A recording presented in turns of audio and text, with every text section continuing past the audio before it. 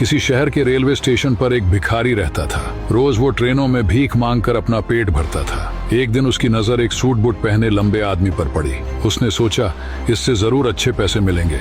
वह उसके पास गया और बोला, साहब कुछ दे दीजिए।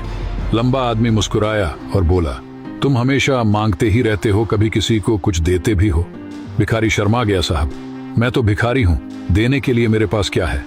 आदमी बोला, जब तुम किसी को कुछ दे ही नहीं सकते तो तुम्हें मांगने का भी अधिकार नहीं।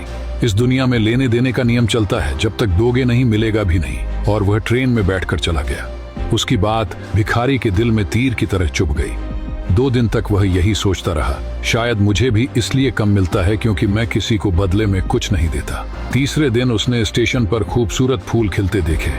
उसके मन में चमक आई, क्यों न देने वालों को बदले में फूल दूं। उसने कुछ फूल तोड़े और भीख मांगने चला गया। अब जब भी कोई उसे पैसे देता वो बदले में मुस्कुराकर एक फूल दे देता। लोग खुश होते और उसे पहले से ज्यादा पैसे देने लगे। भिखारी समझ गया, देने में ही पाने का रहस्य है। एक दिन वही लंबा आदमी फिर स्टेशन पर दिखा।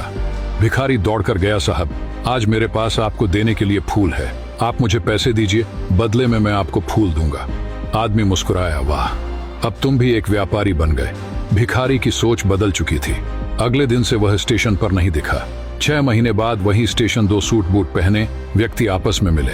एक बोला, कहो पहचाना? दूसरा बोला, नहीं। पहला मुस्कुराया, हम 2 बार इसी ट्रेन में मिल चुके हैं, मैं वही भिखारी हूँ। दूसरा व्यक्ति हैरान, ओह तुम वही, लेकिन अब तुम कहाँ जा रहे हो? वह गर्व से बोला, फूलों का बड़ा व्यापारी बन गया हूँ। लोगों ने मेरी भीख नहीं खरीदी, मेरे फूल खरीदे। आपने सिखाया था जब तक हम कुछ देते नहीं हमें मिलता भी नहीं। उस दिन से मेरी सोच बदल गई और मेरी किस्मत भी।